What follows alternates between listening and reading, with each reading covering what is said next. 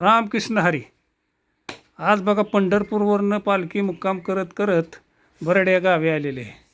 तरी हनुमान मंदिरात पालखी ठेवण्यात आले. तरी माऊली दर्शनासाठी रांगेत उभे राहिलेले आहेत. खूप गर्दी अशी वाढत चाललेली आहे.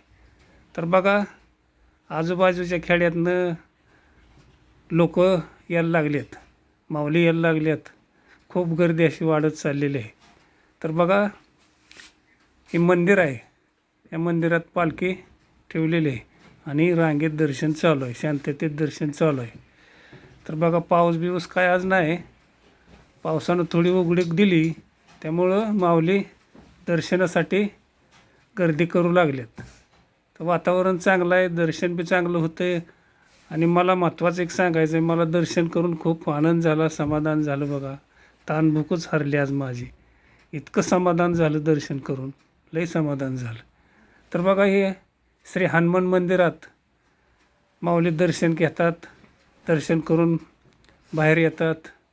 तर बघा हे शांततेत दर्शन चालू आहे. तर पालखी आता फलटणला जाणार आहे थोड्याच वेळात. तरी पण गर्दी काय कमी होत नाही, दर्शन बारी वाढतच चालली बघा.